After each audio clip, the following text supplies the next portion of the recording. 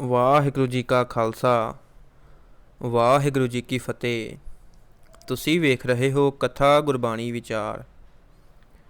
ਇੱਕੋ ਓੰਕਾਰ ਸਤਿਗੁਰ ਪ੍ਰਸਾਦ। ਸੰਗਤ ਜੀ, ਸ੍ਰੀ ਗੁਰੂ ਅਰਜਨ ਦੇਵ ਜੀ ਪੰਜਵੀਂ ਪਾਤਸ਼ਾਹੀ ਜਿਨ੍ਹਾਂ ਦਾ ਜੀਵਨ ਬਿਰਤਾਂਤ ਸ਼ੁਰੂ ਕਰਨ ਜਾ ਰਹੇ ਹਾਂ। ਰਾਮਦਾਸ ਗੁਰ ਜਗ ਤਾਰਨ ਕੋ ਗੁਰ ਜੋਤ ਸੋ ਅਰਜਨ ਮਹਤਰੀ। ਗੁਰੂ ਅਰਜਨ ਦੇਵ ਜੀ ਦਾ ਅਵਤਾਰ ਧਾਰਨਾ। ਸ੍ਰੀ ਗੁਰੂ ਅਰਜਨ ਦੇਵ ਜੀ 18 ਵਿਸਾਖ ਵੱਧੀ ਸੰਮਤ 1620 ਨੂੰ ਸ੍ਰੀ ਗੁਰੂ ਰਾਮਦਾਸ ਜੀ ਦੇ ਘਰ ਬੀਬੀ ਭਾਨੀ ਜੀ ਦੀ ਪਵਿੱਤਰ ਕੁੱਖ ਤੋਂ ਗੋਇੰਦਵਾਲ ਆਪਣੇ ਨਾਨਕੇ ਘਰ ਅਵਤਾਰ ਧਾਰੀ ਹੋਏ। ਆਪ ਜੀ ਆਪਣੇ ਨਾਨਕੇ ਘਰ ਗੋਇੰਦਵਾਲ ਹੀ ਪਲੇ ਪੋਸੇ ਅਤੇ ਜਵਾਨ ਹੋਏ। ਇਤਿਹਾਸ ਵਿੱਚ ਲਿਖਿਆ ਹੈ ਕਿ ਇੱਕ ਦਿਨ ਜਦ ਆਪ ਜੀ ਬਾਲਕ ਰੂਪ ਵਿੱਚ ਆਪਣੇ ਨਾਨਾ ਜੀ ਸ੍ਰੀ ਗੁਰੂ ਅਮਰਦਾਸ ਜੀ ਪਾਸ ਖੇਡ ਰਹੇ ਸਨ ਤਾਂ ਆਪ ਜੀ ਗੁਰੂ ਨਾਨਾ ਜੀ ਦੇ ਪਲੰਗ ਨੂੰ ਫੜ ਕੇ ਖੜੇ ਹੋ ਗਏ। ਜਦ ਬੀਬੀ ਭਾਨੀ ਜੀ ਆਪ ਜੀ ਨੂੰ ਫੜ ਕੇ ਪਰੇ ਕਰਨ ਲੱਗੇ ਤਾਂ ਗੁਰੂ ਜੀ ਨੇ ਆਪਣੀ ਸਪੁੱਤਰੀ ਨੂੰ ਕਿਹਾ, ਬੀਬੀ, ਇਹ ਹੁਣੇ ਗੱਦੀ ਲੈਣਾ ਚਾਹੁੰਦਾ ਹੈ, ਪਰ ਗੱਦੀ ਇਸ ਨੂੰ ਸਮਾਂ ਪਾ ਕੇ ਆਪਣੇ ਪਿਤਾ ਪਾਸੋਂ ਮਿਲੇਗੀ। ਉਪਰੰਤ ਗੁਰੂ ਜੀ ਨੇ ਦੋਹਾਂ ਹੱਥਾਂ ਨਾਲ ਫੜ ਕੇ ਆਪ ਜੀ ਨੂੰ ਪਿਆਰ ਨਾਲ ਉੱਪਰ ਚੁੱਕਿਆ ਅਤੇ ਆਪ ਜੀ ਦਾ ਭਾਰਾ ਸਰੀਰ ਵੇਖ ਕੇ ਬਚਨ ਕੀਤਾ, ਜਗਤ ਵਿੱਚ ਇਹ ਭਾਰੀ ਗੁਰੂ ਪ੍ਰਗਟ ਹੋਵੇਗਾ ਅਤੇ ਬਾਣੀ ਦਾ ਜਹਾਜ਼ ਤਿਆਰ ਕਰੇਗਾ, ਜਿਸ ਉੱਤੇ ਚੜ੍ਹ ਕੇ ਅਨੇਕਾਂ ਦਾ ਨਿਸਤਾਰਾ ਹੋਵੇਗਾ। ਇਸ ਪ੍ਰਥਾਏ ਆਪ ਜੀ ਦਾ ਵਰਦਾਨ ਬਚਨ ਪ੍ਰਸਿੱਧ ਹੈ, ਦੋਹਿਤਾ ਬਾਣੀ ਦਾ ਬੋਹਿਥਾ। ਪਿਤਾ ਗੁਰੂ ਜੀ ਪਾਸੋਂ ਇਹ ਵਾਕ ਸੁਣ ਕੇ ਬੀਬੀ ਜੀ ਨੇ ਬਾਲਕ ਅਰਜਨ ਦੇਵ ਜੀ ਨੂੰ ਚੁੱਕ ਕੇ ਪਿਤਾ ਜੀ ਦੇ ਚਰਨਾਂ 'ਤੇ ਮੱਥਾ ਟਿਕਾਇਆ ਅਤੇ ਫਿਰ ਪ੍ਰਸੰਨਤਾ ਨਾਲ ਆਪਣੀ ਗੋਦੀ ਵਿੱਚ ਲੈ ਕੇ ਬੈਠ ਗਈ। ਇਸ ਤਰ੍ਹਾਂ ਬਾਲਕ ਸ੍ਰੀ ਗੁਰੂ ਅਰਜਨ ਦੇਵ ਜੀ ਨਾਨਕੇ ਘਰੀਂ ਆਪਣੇ ਮਾਮਿਆਂ ਸ੍ਰੀ ਮੋਹਨ ਜੀ ਅਤੇ ਮੋਹਰੀ ਜੀ ਦੇ ਘਰਾਂ ਵਿੱਚ ਬੱਚਿਆਂ ਨਾਲ ਖੇਡਦੇ ਅਤੇ ਵਿੱਦਿਆ ਪੜ੍ਹਦੇ ਰਹੇ। ਜਦ ਆਪ ਜੀ ਦੀ ਉਮਰ 16 ਸਾਲ ਦੀ ਹੋ ਗਈ ਤਾਂ 23 ਹਾੜ ਸੰਮਤ 1636 ਨੂੰ ਆਪ ਜੀ ਦਾ ਵਿਆਹ ਤਹਿਸੀਲ ਫਿਲੌਰ ਦੇ ਮੌਹ ਪਿੰਡ ਨਿਵਾਸੀ ਸ੍ਰੀ ਕ੍ਰਿਸ਼ਨ ਚੰਦ ਜੀ ਦੀ ਪੁੱਤਰੀ ਸ੍ਰੀ ਗੰਗਾ ਜੀ ਨਾਲ ਹੋ ਗਿਆ। ਆਪ ਜੀ ਦੇ ਵਿਆਹ ਸਥਾਨ ਉੱਤੇ ਇੱਕ ਬੜਾ ਸੁੰਦਰ ਗੁਰਦੁਆਰਾ ਬਣਿਆ ਹੋਇਆ ਹੈ। ਇਸ ਪਿੰਡ ਵਿੱਚ ਕੁਝ ਪਾਣੀ ਦੀ ਥੁੜ ਕਰਕੇ ਆਪ ਜੀ ਦਾ ਲਗਵਾਇਆ ਹੋਇਆ ਇੱਕ ਖੂਹ ਵੀ ਅੱਜ ਤੱਕ ਕਾਇਮ ਹੈ। ਸ੍ਰੀ ਗੁਰੂ ਰਾਮਦਾਸ ਜੀ ਨੇ ਸ੍ਰੀ ਗੁਰੂ ਅਰਜਨ ਦੇਵ ਜੀ ਨੂੰ ਹਰ ਤਰ੍ਹਾਂ ਗੁਰਿਆਈ ਦੇ ਯੋਗ ਸਮਝ ਕੇ ਭਾਦਰੋਂ ਸੁਦੀ ਏਕਮ ਅੱਸੂ 2 ਸੰਮਤ 1637 ਨੂੰ ਗੋਇੰਦਵਾਲ ਪਹੁੰਚ ਕੇ ਗੁਰਿਆਈ ਦਾ ਤਿਲਕ ਦੇ ਦਿੱਤਾ ਅਤੇ ਆਪ ਭਾਦਰੋਂ ਸੁਦੀ ਤੀਜ ਨੂੰ ਪੰਜ ਭੂਤਕ ਸਰੀਰ ਤਿਆਗ ਕੇ ਆਪਣੇ ਆਤਮਕ ਸਰੂਪ ਵਿੱਚ ਸਮਾ ਗਏ। ਹਰਿਬੰਸ ਭੱਟ ਅਤੇ ਸਵਈਆ ਵਿੱਚ ਲਿਖਦੇ ਹਨ, ਹਰਿਬੰਸ ਜਗਤ ਜਸ ਸੰਚਿਓ ਸੋ ਕਵਣ ਕਹੇ ਸ੍ਰੀ ਗੁਰੂ ਮਇਓ ਦੇਵਪੁਰੀ ਮਹਿ ਗਇਓ ਆਪ ਪਰਮੇਸ਼ਰ ਭਇਓ ਹਰ ਸਿੰਘਾਸਣ ਦਿਓ ਸ੍ਰੀ ਗੁਰੂ ਤਹਿ ਬਿਠਾਇਓ। ਗੁਰੂ ਜੀ ਦੀ 13ਵੀਂ ਵਾਲੇ ਦਿਨ ਜਦ ਸਾਰੇ ਸੰਬੰਧੀ ਇਕੱਠੇ ਹੋ ਕੇ ਸ੍ਰੀ ਗੁਰੂ ਅਰਜਨ ਦੇਵ ਜੀ ਨੂੰ ਪੱਗ ਬੰਨ੍ਹਣ ਲੱਗੇ ਤਾਂ ਪ੍ਰਿਥੀ ਚੰਦ ਜੀ ਨੇ ਕਿਹਾ ਕਿ ਪੱਗ ਬੰਨ੍ਹਣ ਦਾ ਮੇਰਾ ਹੱਕ ਹੈ, ਮੈਂ ਵੱਡਾ ਪੁੱਤਰ ਹਾਂ।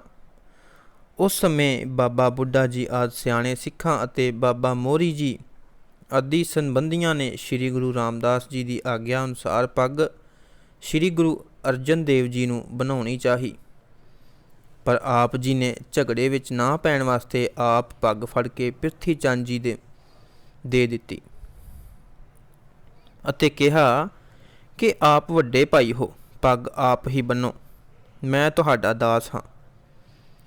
ਉਸ ਉਪਰੰਤ ਜਦ ਸਿੱਖ ਸੰਗਤਾਂ ਨੇ ਸ੍ਰੀ ਗੁਰੂ ਅਰਜਨ ਦੇਵ ਜੀ ਨੂੰ ਗੁਰੂ ਮੰਨ ਕੇ ਭੇਟਾਂ ਅਰਪਣ ਕੀਤੀਆਂ ਅਤੇ ਮੱਥੇ ਟੇਕੇ ਤਾਂ ਇਸ ਨੂੰ ਪ੍ਰਿਥੀ ਚੰਦ ਜੀ ਆਪਣਾ ਅਪਮਾਨ ਸਮਝ ਕੇ ਕ੍ਰੋਧ ਨਾਲ ਉੱਠ ਕੇ ਅੰਮ੍ਰਿਤਸਰ ਆ ਗਏ। ਇਹਨਾਂ ਦਿਨਾਂ ਵਿੱਚ ਜਹਾਂਗੀਰ ਬਾਦਸ਼ਾਹ ਦਾ ਉਮਰਾਵ ਸੁਲਖੀ ਖਾਂ ਦਿੱਲੀ ਤੋਂ ਲਾਹੌਰ ਨੂੰ ਜਾ ਰਿਹਾ ਸੀ। ਪ੍ਰਿਥੀ ਚੰਦ ਜੀ ਉਸ ਨੂੰ ਬੜੇ ਜਲਜਲੋ ਨਾਲ ਅੱਗੋਂ ਹੋ ਕੇ ਮਿਲੇ ਅਤੇ ਦੱਸਿਆ ਕਿ ਇਸ ਸਮੇਂ ਸ੍ਰੀ ਗੁਰੂ ਨਾਨਕ ਦੇਵ ਜੀ ਦੀ ਗੱਦੀ ਉੱਤੇ ਮੈਂ ਹਾਂ, ਆਪ ਮੁਲਕ ਦੇ ਬਾਦਸ਼ਾਹ ਹੋ, ਸਾਨੂੰ ਆਪਸ ਵਿੱਚ ਮੇਲ ਮਿਲਾਪ ਰੱਖਣਾ ਚਾਹੀਦਾ ਹੈ। ਇਸ ਗੱਲ ਨਾਲ ਸੁਲਖੀ ਖਾਂ ਨੇ ਪ੍ਰਿਥੀ ਚੰਦ ਜੀ ਨੂੰ ਇੱਕ ਘੋੜਾ ਚਾਂਦੀ ਦੇ ਜੇਵਰਾਂ ਨਾਲ ਸਜਾਇਆ ਹੋਇਆ ਅਤੇ ਕੁਝ ਨਕਦ ਭੇਟਾਂ ਦੇ ਕੇ ਬਹੁਤ ਸਨਮਾਨ ਕੀਤਾ। ਇਹ ਮੇਲ ਮਿਲਾਪ ਕਰਕੇ ਸੁਲਖੀ ਖਾਂ ਅੱਗੇ ਲਾਹੌਰ ਨੂੰ ਚਲਿਆ ਗਿਆ ਅਤੇ ਪ੍ਰਿਥੀ ਚੰਦ ਪ੍ਰਸੰਨਤਾਪੂਰਵਕ ਆਪਣੇ ਡੇਰੇ ਗੁਰੂ ਚੱਕ ਆ ਗਏ। ਸ਼੍ਰੀ ਗੁਰੂ ਅਰਜਨ ਦੇਵ ਜੀ ਆਪਣੇ ਮਾਮੇ ਮੋਹਨ ਜੀ ਅਤੇ ਮੋਹਰੀ ਜੀ ਪਾਸੋਂ ਆਗਿਆ ਲੈ ਕੇ ਗੋਇੰਦਵਾਲ ਤੋਂ ਚੱਕ ਆ ਗਏ।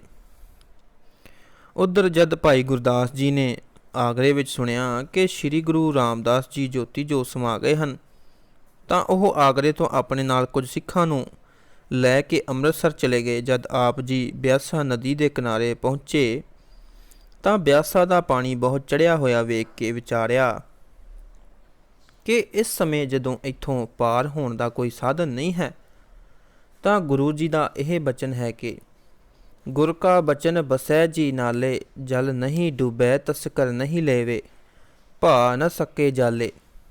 ਰਹਾਓ, ਇਸ ਬਚਨ ਦੇ ਸਹਾਰੇ ਸਾਨੂੰ ਪਾਰ ਹੋ ਜਾਣਾ ਚਾਹੀਦਾ ਹੈ। ਉਪਰੰਤ ਭਾਈ ਜੀ ਸੰਗਤ ਸਹਿਤ ਸਤਨਾਮ ਦਾ ਜਾਪ ਕਰਦੇ ਹੋਏ ਨਦੀ ਤੋਂ ਪਾਰ ਹੋ ਕੇ ਗੋਇੰਦਵਾਲ ਪਹੁੰਚ ਗਏ। ਗੋਇੰਦਵਾਲ ਸਭ ਨੂੰ ਮਿਲ ਕੇ ਪਰਿਵਾਰ ਦੀ ਸੁੱਖ ਆਨੰਦ ਪੁੱਛ ਕੇ ਭਾਈ ਜੀ ਤੀਸਰੇ ਦਿਨ ਗੁਰੂ ਚੱਕ ਸ੍ਰੀ ਗੁਰੂ ਅਰਜਨ ਦੇਵ ਜੀ ਪਾਸ ਆ ਗਏ। ਗੁਰੂ ਜੀ ਦਾ ਦੀਵਾਨ ਲੱਗਾ ਹੋਇਆ ਸੀ।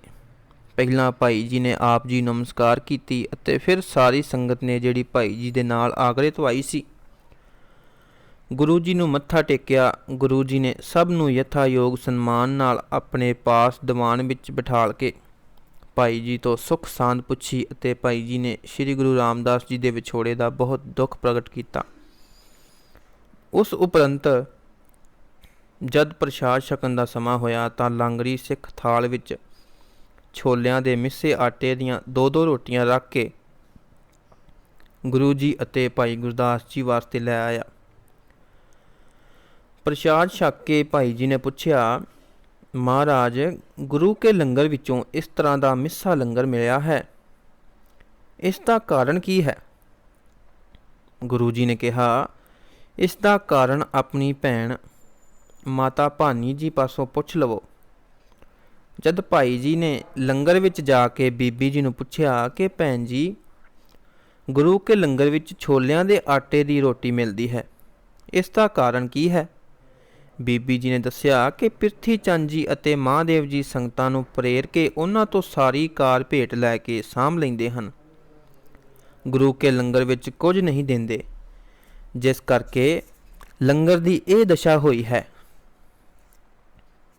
ਇਹ ਗੱਲ ਬੀਬੀ ਜੀ ਪਾਸੋਂ ਸੁਣ ਕੇ ਭਾਈ ਜੀ ਨੇ ਵਿਚਾਰਿਆ ਕਿ ਉੱਦਮ ਤੋਂ ਬਿਨਾਂ ਕੁਝ ਨਹੀਂ ਬਣ ਸਕਦਾ, ਤਾਂ ਇਸ ਸੰਬੰਧ ਵਿੱਚ ਸਾਨੂੰ ਕੁਝ ਉੱਦਮ ਕਰਨਾ ਚਾਹੀਦਾ ਹੈ। ਇਹ ਵਿਚਾਰ ਕਰਕੇ ਇੱਕ ਦਿਨ ਭਾਈ ਜੀ ਆਪਣੇ ਨਾਲ 5-7 ਸਿੱਖਾਂ ਨੂੰ ਨਾਲ ਲੈ ਕੇ ਗੁਰੂ ਚੱਕ ਤੋਂ 3-4 ਕੋ ਪੱਛਮ ਦਿਸ਼ਾ, ਜਿਸ ਰਸਤੇ ਕਾਬਲ, ਕੰਧਾਰ ਤੇ ਪੋਠੋਹਾਰ ਆਦਿ ਇਲਾਕਿਆਂ ਦੀਆਂ ਸੰਗਤਾਂ ਗੁਰੂ ਜੀ ਦੇ ਦਰਸ਼ਨ ਕਰਨ ਆਉਂਦੀਆਂ ਸਨ, ਉੱਥੇ ਇੱਕ ਥੜਾ ਬਣਾ ਕੇ ਉਸ ਉੱਪਰ ਚਿੱਟਾ ਚਾਦਰਾ ਵਿਛਾ ਕੇ ਮੋਰ ਪੰਖ ਰੱਖ ਕੇ ਬੈਠ ਗਏ। ਉਪਰੰਤ ਜਦ ਕਾਬਲ ਕੰਧਾਰ ਦੀ ਕੁਝ ਸੰਗਤ ਆਈ ਤਾਂ ਉਹਨਾਂ ਨੇ ਪੁੱਛਿਆ, ਇਹ ਸਥਾਨ ਕਿਸ ਦਾ ਹੈ? ਭਾਈ ਜੀ ਨੇ ਬੜੇ ਪ੍ਰੇਮ ਨਾਲ ਦੱਸਿਆ ਕਿ ਇਸ ਸਮੇਂ ਗੁਰਗੱਦੀ ਉੱਤੇ ਗੁਰੂ ਰਾਮਦਾਸ ਜੀ ਦੇ ਛੋਟੇ ਸਪੁੱਤਰ ਸ੍ਰੀ ਗੁਰੂ ਅਰਜਨ ਦੇਵ ਜੀ ਬਿਰਾਜਮਾਨ ਹਨ। ਇਹਨਾਂ ਨੂੰ ਹੀ ਗੁਰੂ ਜੀ ਜੋਤੀ ਜੋਤ ਸਮਾਉਣ ਸਮੇਂ ਗੁਰਗੱਦੀ ਉੱਤੇ ਬਿਠਾ ਗਏ ਹਨ, ਪਰ ਉਹਨਾਂ ਦੇ ਵੱਡੇ ਭਾਈ ਆਪਣੇ ਆਪ ਨੂੰ ਗੁਰੂ ਦੱਸ ਕੇ ਸੰਗਤਾਂ ਤੋਂ ਸਾਰੀ ਕਾਰ ਭੇਟ ਲੈ ਲੈਂਦੇ ਹਨ ਅਤੇ ਗੁਰੂ ਕੇ ਲੰਗਰ ਵਾਸਤੇ ਕੁਝ ਨਹੀਂ ਦਿੰਦੇ। ਇਸ ਕਰਕੇ ਗੁਰੂ ਕਾ ਲੰਗਰ ਮਸਤਾਨਾ ਰਹਿੰਦਾ ਹੈ ਅਤੇ ਬਾਹਰੋਂ ਆਈਆਂ ਸੰਗਤਾਂ ਨੂੰ ਬਹੁਤ ਕਸ਼ਟ ਹੁੰਦਾ ਹੈ। ਇੱਥੇ ਦਿੱਤੀ ਹੋਈ ਤੁਹਾਡੀ ਕਾਰ ਭੇਟ ਸ੍ਰੀ ਗੁਰੂ ਅਰਜਨ ਦੇਵ ਜੀ ਨੂੰ ਅਰਪਣ ਹੋਵੇਗੀ, ਜਿਸ ਨਾਲ ਗੁਰੂ ਕਾ ਲੰਗਰ ਚੱਲੇਗਾ ਅਤੇ ਤੁਹਾਡੀਆਂ ਮਨੋਕਾਮਨਾਵਾਂ ਪੂਰੀਆਂ ਹੋਣਗੀਆਂ।